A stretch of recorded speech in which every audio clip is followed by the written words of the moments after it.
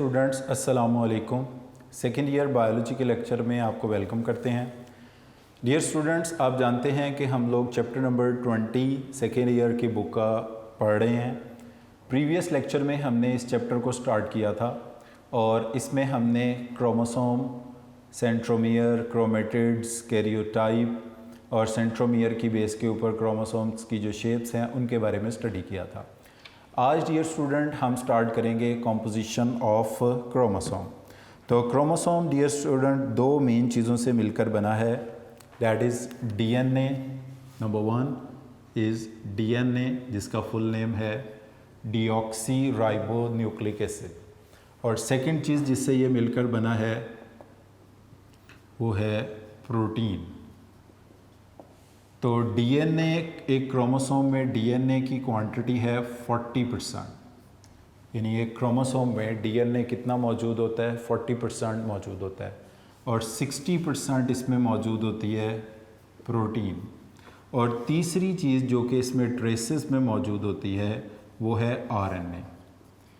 ये आम तौर पर वो आरएनए होता है जो डीएनए से सिंथेसाइज हो रहा होता है, मगर ये बहुत कम मिकदार के अंदर ट्रेसेस में मौजूद होता है।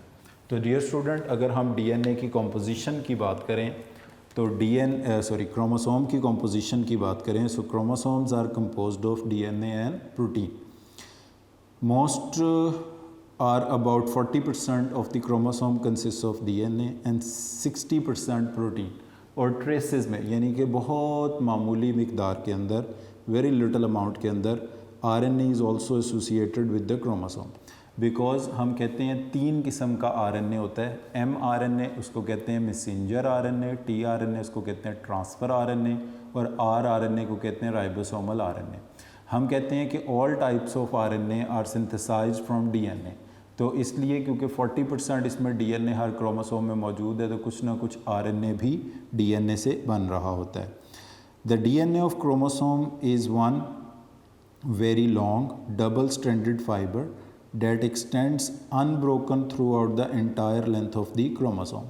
तो इसमें एक डीएनए के एक क्रोमोसोम में, ये आपको मैं बता दूं फिर से एक बात कि फॉर एग्ज़ाम्पल हमारे पास ये एक क्रोमोसोम है, इट इज़ वन क्रोमोसोम, इसको आप कहोगे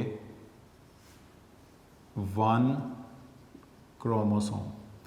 अभी क्योंकि ये डुप्लीकेटेड नहीं है तो इसमें वन ही क्रोमेटिड है, और इसमें वन मॉलिक्यूल ऑफ डीएनए है जो कि डबल स्ट्रैंडेड होगा, लॉन्ग होगा, एंटायर लेंथ में एक डी, यानी एक क्रोमोसोम अगर नॉन रेप्लिकेटेड है, अभी इस वक्त ये वाला क्रोमोसोम को हम क्या कंसिडर कर रहे हैं, नॉन रेप्लिकेटेड या डुप्लीकेटेड भी कह सकते हैं आप।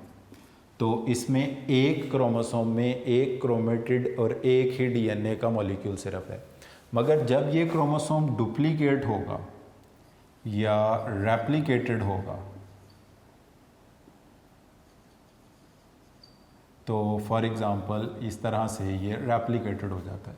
तो अब आप इसको कहोगे कि इसमें क्रोमोसोम 1 ही है, it has one chromosome but it has 2 chromatids, और 2 क्रोमेटिड्स का मतलब है it has 2 molecules of DNA. तो एक क्रोमोसोम में यूजुअली जो नॉन रेप्लिकेटेड है, नॉन डुप्लीकेटेड है, उसमें एक लॉन्ग डीएनए का मॉलिक्यूल होता है। अब यहाँ पर इसी बात को एक एग्जांपल की शक्ल में बताया गया है कि एक ह्यूमन क्रोमोसोम के अंदर सिर्फ एक, 46 में से सिर्फ एक के अंदर, एक ह्यूमन क्रोमोसोम के अंदर कितने बेसिस पाए जाते हैं। टिपिकल, ये एमसीक्यू भी आता है, typical human chromosome contain about 140 million, यानी कि 1.4 × 10⁸ न्यूक्लियोटाइड्स इन इट्स डीएनए। सो एक क्रोमोसोम के अंदर 140 मिलियन या 1.4 × 10⁸ न्यूक्लियोटाइड्स मौजूद हैं। अब ये 4 किस्म के होते हैं, रिपीटेडली आते हैं, एडेनिन, ग्वानिन, थायामीन और साइटोसिन। तो एक क्रोमोसोम में 140 मिलियन न्यूक्लियोटाइड्स हैं जिनका ऑब्वियसली कोई पर्टिकुलर अरेंजमेंट है, तरतीब है, सीक्वेंस है। और फुल फॉर्म में बात करें तो ये 1.4 × 10⁸ न्यूक्लियोटाइड्स बनते हैं। अब ये कहा गया है कि the amount of information one chromosome contain would fill 120 printed books of 100 pages if one nucleotide corresponds to the one word. अगर हम कहें कि एक न्यूक्लियोटाइड जो है एक वर्ड है, एक nucleotide is equal to one word और वन पेज, और अगर हम कहते हैं कि 500 वर्ड्स हम लिखते हैं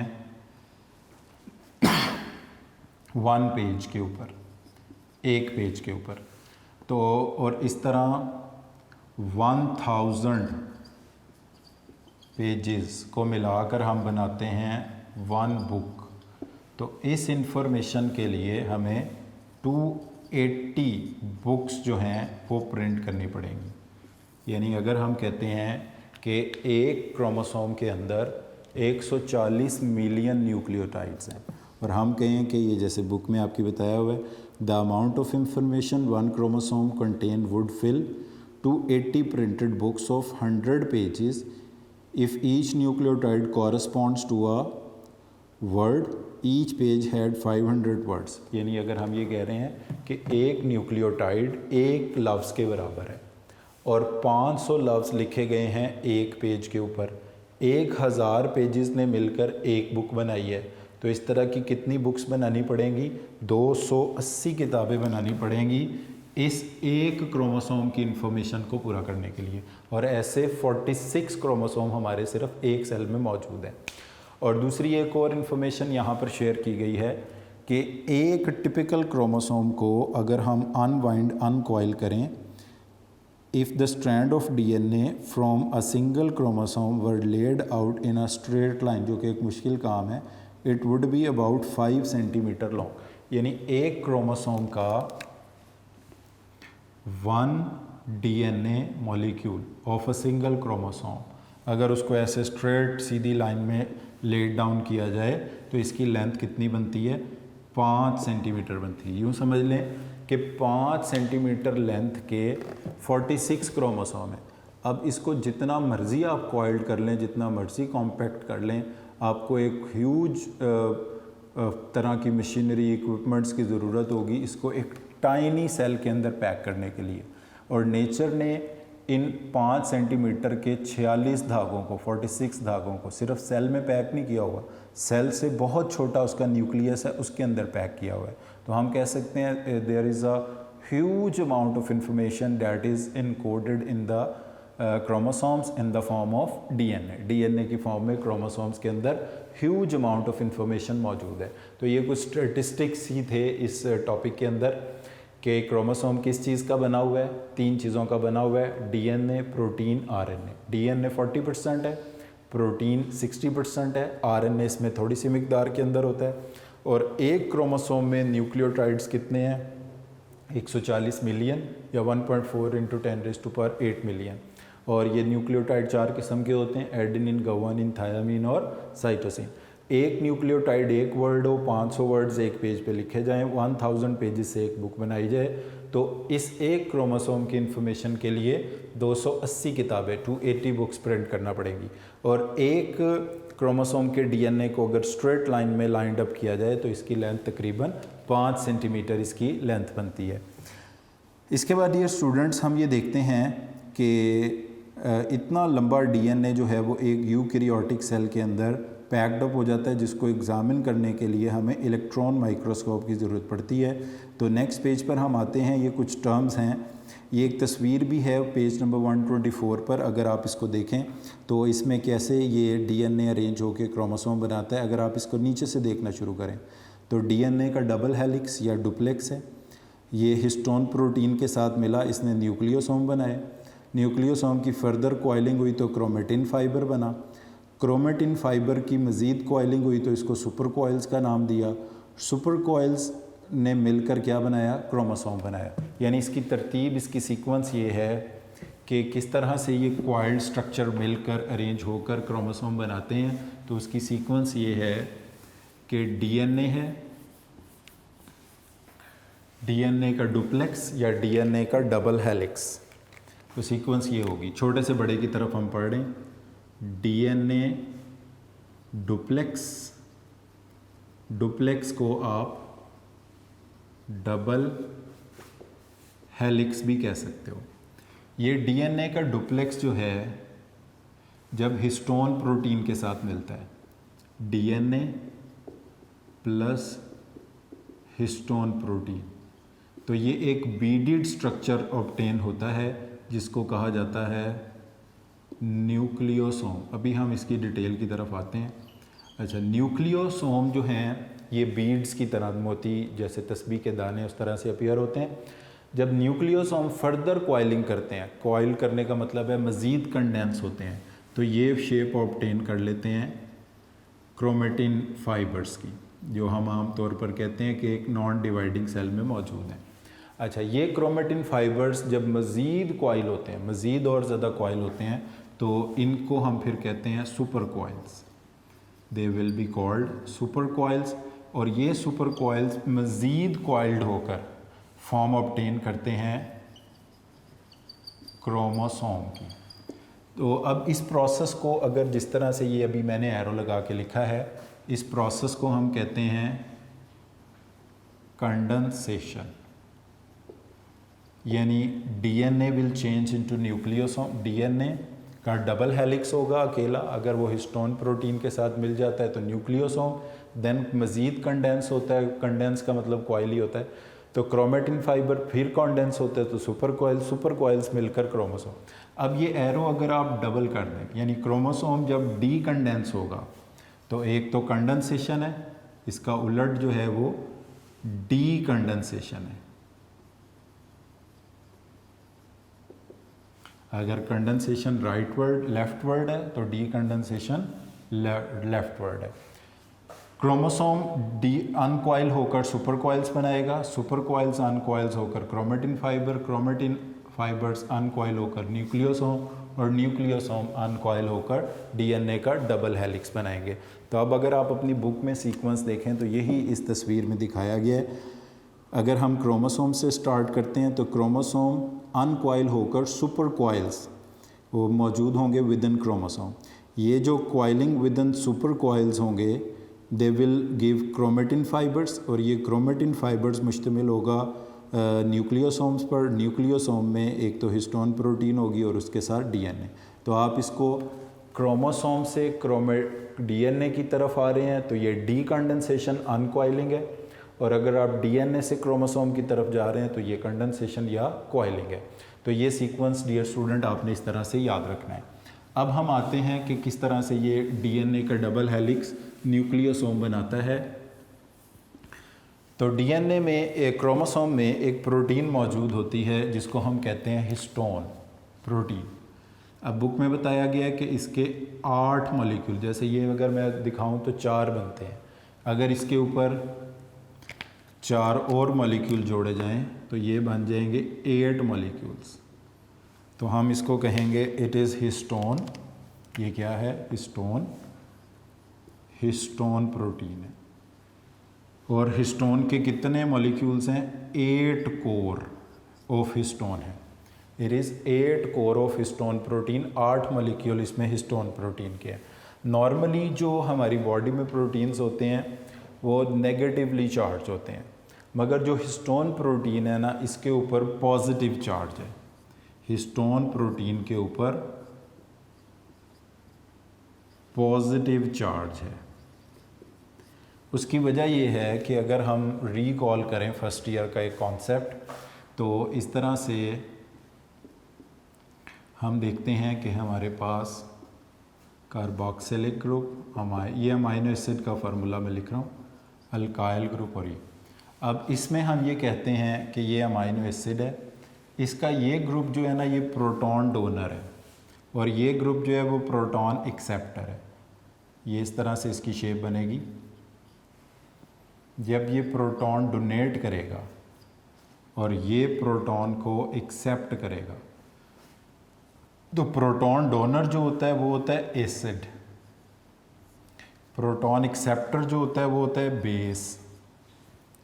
तो अमाइनो एसिड में जो अमाइनो ग्रुप है ये बेसिक ग्रुप है, और जो इसमें कार्बोक्सिलिक ग्रुप है ये एसिडिक ग्रुप है। एसिडिक ग्रुप पे नेगेटिव चार्ज है, बेसिक ग्रुप पे पॉजिटिव चार्ज है। अब अमाइनो एसिड 3 तरह के होते हैं। कुछ अमाइनो एसिड्स होते हैं न्यूट्रल। न्यूट्रल का मतलब ये होता है कि इनके अमाइनो ग्रुप की तादाद बेसिक ग्रुप की तादाद एसिडिक ग्रुप की तादाद के बराबर होती है। कुछ और इन पे ओवरऑल कोई चार्ज नहीं होता, ना ओवरऑल एसिडिक प्रॉपर्टीज़ हैं ना बेसिक, मगर उनके अंदर एक एसिडिक एक बेसिक ग्रुप है बराबर तादाद में। जो होंगे बेसिक, इनमें अमाइनो ग्रुप्स की तादाद ज़्यादा होगी और बेसिक ग्रुप्स की तादाद कम होगी। बेसिक ग्रुप अमाइनो ग्रुप्स की तादाद ज़्यादा और एसिडिक ग्रुप्स की तादाद कम, और ओवरऑल इन पे जो चार्ज होगा ना वो होगा पॉजिटिव। तीसरे होंगे एसिडिक। एसिडिक में ये होगा कि अमाइनो ग्रुप्स जिनके ऊपर पॉजिटिव चार्ज है इनकी तादाद कम, और कार्बोक्सिलिक ग्रुप जिनके ऊपर नेगेटिव चार्ज है इनकी तादाद ज़्यादा। ओवरऑल ये होंगे नेगेटिव। जैसे ये वाला जो अमाइनो एसिड बना हुआ है ये है बेसिक, ये है न्यूट्रल, क्योंकि इसमें एक बेसिक ग्रुप है एक एसिडिक ग्रुप है। अगर आप इसको इस तरह से कर देते हैं NH3, अब इसमें 2 बेसिक ग्रुप हो गए हैं, जिसमें बेसिक ग्रुप की तादाद एसिडिक ग्रुप से ज़्यादा हो, उस पर पॉजिटिव चार्ज आ जाता है और वो बेसिक अमाइनो एसिड बन जाता है। और अगर इस तरह से हो जाए कि यहाँ पे कार्बोक्सिलिक ग्रुप आ जाए तो ये कौन सा ग्रुप हो गया? एसिडिक। अब ओवरऑल ये क्या होगा? एसिडिक। यानी अमाइनो एसिड 3 किस्म के होते हैं, न्यूट्रल, बेसिक और एसिडिक। तो हिस्टोन प्रोटीन को हम क्यों कहते हैं कि हिस्टोन प्रोटीन पॉजिटिवली चार्ज है? हिस्टोन प्रोटीन पॉजिटिवली चार्ज इसलिए है बिकॉज इसके अंदर हैं basic amino acid, because it consist of basic amino acid. और बेसिक अमाइनो एसिड अभी हमने देखा वो होते हैं जिनके ऊपर पॉजिटिव चार्ज होता है, और उनके 2 ही बेसिक अमाइनो एसिड हैं हमारे पास। एक का नाम है आर्जिनिन और दूसरे का नाम है लाइसिन। तो क्योंकि हिस्टोन प्रोटीन को बनाने वाले जो अमाइनो एसिड्स हैं वो बेसिक हैं, वो पॉजिटिव हैं, और उनमें आर्जिनिन लाइसिन ज़्यादा है, तो जब बेसिक अमाइनो एसिड ज़्यादा होंगे तो पॉजिटिव चार्ज होगा। अमाइनो एसिड पे भी पॉजिटिव चार्ज नहीं होगा, उस बनने वाली प्रोटीन पे भी पॉजिटिव चार्ज होगा। तो अब ये क्वेश्चन पूछा जाता है कि why histone protein is positively charge? Histone protein is positively charge because of the abundance of basic amino acids, and basic amino acids are arginine and lysine, और बेसिक अमाइनो एसिड्स के ऊपर जो charge है वो positive होता है।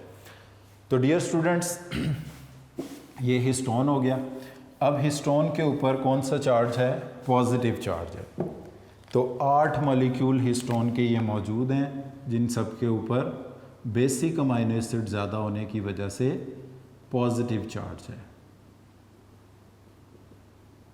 और basic amino acid कौन से हैं? आर्जिनिन और लाइसिन। अच्छा, अब क्या होगा कि इसके अराउंड डीएनए का मॉलिक्यूल रैप अप होगा। इस तरह से ये डीएनए का डुप्लेक्स आएगा, एक चक्कर लगाएगा, दूसरा चक्कर लगाएगा। ये डीएनए का डुप्लेक्स है जो इसके गिर्द 2 बार रैप अप हुआ। आगे क्या होगा? आगे मज़ीद अनदर हिस्टोन प्रोटीन होगा जिसके ऊपर अगेन क्या होगा? पॉजिटिव चार्ज होगा। It also has positive charge, और इसके ऊपर भी डीएनए का मॉलिक्यूल कितनी बार रैप अप करेगा? 2 बार ऐसे रैप अप करेगा, आगे चला जाएगा। ये जो एक कॉम्प्लेक्स फॉर्म होता है डीएनए और 8 कोर ऑफ हिस्टोन प्रोटीन का, ये वाला, इन कॉम्प्लेक्स को नाम दिया जाता है न्यूक्लियोसोम्स का। तो न्यूक्लियोसोम क्या होता है? हिस्टोन प्रोटीन, इसी तरह और भी होंगे, ये हमने 2, और इनके दरमियान फासला कितना होता है? 200 न्यूक्लियोटाइड्स का। तो 8 कोर ऑफ हिस्टोन प्रोटीन जिसके ऊपर 2 बार डीएनए का मॉलिक्यूल रैप अप होता है, ये मिलकर बनाता है न्यूक्लियोसोम। फिर 200 न्यूक्लियोटाइड्स के फासले पर अनदर न्यूक्लियोसोम, फिर अनदर न्यूक्लियोसोम। ये ऐसे ही है जैसे एक रस्सी है या तस्बीह है, उसकी एक स्ट्रिंग है, उसके अंदर वो मोती लगे हुए हैं दाने, तो beads in string. Nucleosome DNA को, क्रोमोसोम को कैसी अपीयरेंस देते हैं? बीड्स, जैसे मोती लगे हुए हैं, बीड्स इन स्ट्रिंग, एक रस्सी में मोती जो हैं वो पिरोए हुए हैं, वो लगे हुए हैं, तो बीड्स इन अ स्ट्रिंग, इसको अपीयरेंस कौन देते हैं? न्यूक्लियोसोम। तो अब इस चीज़ को डियर स्टूडेंट्स आप ज़रा बुक से भी देख लें। Every 200 nucleotide, the DNA duplex is coiled around a core of 8 histone protein. 8 histone का मतलब है 8 molecule histone protein के, forming a complex known as nucleosome. Unlike most of the protein, जैसे हमारी बॉडी की ज़्यादातर प्रोटीन जो हैं which are overall negative charged, histone is positively charged, और वो रीज़न मैंने आपको बता दी, due to the abundance of basic amino acid. और कौन से हैं basic amino acid? नाम भी बताया आपको, arginine and lysine. They are usually strongly attached to the negatively charged phosphate group of the DNA. तो बिकॉज डीएनए के ऊपर एक फॉस्फेट ग्रुप होता है जिस पे नेगेटिव चार्ज, अब हिस्टोन पे पॉजिटिव चार्ज है, डीएनए पे नेगेटिव चार्ज है, तो ये एक magnetic force, electrostatic force develop हो जाएगी इनके बिटवीन। The histone cores thus act as magnetic forms to promote and guide the coiling of DNA. इसकी वजह से, क्योंकि हिस्टोन के ऊपर पॉजिटिव चार्ज, डीएनए पे नेगेटिव चार्ज है, डीएनए ऑटोमेटिकली कॉइल होता जाएगा हिस्टोन प्रोटीन के ऊपर, और ये जो इससे बनेगा क्रोमेटिन फाइबर, ये भी न्यूक्लियोसोम बने, आपको बताया इससे बनेगा क्रोमेटिन फाइबर, उस क्रोमेटिन फाइबर से बनेगा super coil which ultimately organized into chromosome. Further coiling seen string of new wrap around wraps up into a higher order coils को कहा जाता है सुपर कॉइल्स, और अल्टीमेटली वो क्रोमोसोम की फॉर्म में अपीयर होते हैं। अब इसके बाद डियर स्टूडेंट एंड में यहाँ पे 2 टर्म्स आती हैं जो कि बहुत ज़्यादा शॉर्ट क्वेश्चंस में पूछी जाती हैं, हेट्रोक्रोमेटिन एंड यूक्रोमेटिन। यानी क्रोमोसोम जब अनकॉइल होके सुपर कॉइल बनाता है, सुपर कॉइल अनकॉइल होके क्रोमेटिन फाइबर बनाता है। तो क्रोमेटिन 2 किस्म का होता है, एक को हम कहते हैं हेट्रोक्रोमेटिन, हेट्रोक्रोमेटिन, और दूसरे को कहते हैं euchromatin. There is a heterochromatin and euchromatin. Heterochromatin क्या होता है? ऐसा क्रोमेटिन जो परमानेंटली कंडेंस होता है, अ chromatin which is permanently condensed.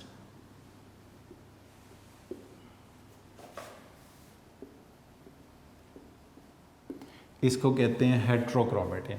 यानी जब क्रोमोसोम की अनकॉइलिंग होती है, डीकंडेंसेशन होती है, तो उसके नतीजे में वो पोर्शन जो कभी भी अनकॉइल नहीं होता, जो कभी भी डीकंडेंस नहीं होता, वो परमानेंटली कंडेंस्ड ही रहता है। तो इस वजह से इसके ऊपर जो जीन्स पाए जाते हैं वो होते हैं इनएक्टिव जीन्स, जो ख़ुद को एक्सप्रेस नहीं कर सकते। और दूसरा क्रोमेटिन जो होता है ये यूक्रोमेटिन होता है। यूक्रोमेटिन का मतलब ये होता है जो कि डीकंडेंस अनकॉइल हो सकता है, डीकंडेंस्ड होता है, डीकंडेंस का मतलब होता है अनकॉइल हो सकता है, और इसके ऊपर जो जीन्स होते हैं वो एक्टिव जीन्स होते हैं। It consist of active genes जो कि एक्सप्रेसिबल जीन्स होते हैं। बेसिकली जीन एक्सप्रेशन का मतलब ये होता है कि डीएनए जो क्रोमोसोम में मौजूद है वो अपनी इन्फॉर्मेशन पास करे आरएनए को, और आरएनए उस इन्फॉर्मेशन से आगे प्रोटीन बनाए। तो जिस जीन से आरएनए बन सकता है, प्रोटीन बन सकता है, वो तो एक्टिव जीन है, एक्सप्रेसिबल जीन है। जिस जीन से आरएनए नहीं बन सकता, जिससे प्रोटीन नहीं बन सकता, वो इनएक्टिव जीन है। तो हेट्रोक्रोमेटिन इनएक्टिव जीन्स पर मुश्तमिल होता है, और यूक्रोमेटिन जो होता है वो एक्टिव जीन पर मुश्तमिल होता है। किसी एक सेल का अगर हम क्रोमेटिन देखें तो उसमें 99% क्रोमेटिन हेट्रोक्रोमेटिन होता है। यानी सेल के पास जितना क्रोमेटिन होता है उसमें मोस्टली क्रोमेटिन इनएक्टिव जीन्स पर मुश्तमिल होता है, और हर सेल के अंदर 1% जो क्रोमेटिन होता है वो एक्टिव होता है। यानी अब जैसे ह्यूमन बीइंग में ट्रिलियंस ऑफ सेल हैं, हर एक में 46 क्रोमोसोम, हर एक में एक जैसा डीएनए, एक जैसे जीन्स हैं, मगर हर एक का हेट्रोक्रोमेटिन और यूक्रोमेटिन में फ़र्क है। जैसे हम एक एग्जांपल ले लें कि ह्यूमन बीइंग का पैंक्रियाज का बीटा सेल इंसुलिन बनाता है। क्या मसल, ब्रेन, बोन के सेल के पास इंसुलिन वाला जीन नहीं है? इंसुलिन वाला जीन हर सेल के पास है, मगर बाकी तमाम सेल्स में इंसुलिन वाला जीन हेट्रोक्रोमेटिन में है, जो परमानेंटली कंडेंस है, जो इनएक्टिव जीन्स हैं। पेंक्रियाज के बीटा सेल में जो इंसुलिन का जीन है वो यू क्रोमेटिन में है, जो डीकंडेंस अनकॉइल होता है और ये एक्टिव जीन है, इसलिए सिर्फ पेंक्रियाज के बीटा सेल इंसुलिन बनाते हैं, बाकी नहीं बनाते। तो इस चीज़ को ज़रा बुक से भी आप लोग देख लें एक बार। Highly condense portion of chromatin is called heterochromatin. Some of these portions remain permanently condensed so that their DNA is never expressed। DNA के एक्सप्रेस होने का मतलब वही है कि DNA से RNA का बनना और RNA से प्रोटीन। अगर तो ये RNA प्रोटीन बनाता है DNA तो वो एक्टिव जीन है, एक्सप्रेसिबल जीन्स हैं। अगर नहीं बनाता तो वो इनएक्टिव जीन है, नॉन एक्सप्रेसिबल जीन है। और नॉन एक्सप्रेसिबल इनएक्टिव जीन्स होते हैं हेट्रोक्रोमेटिन में।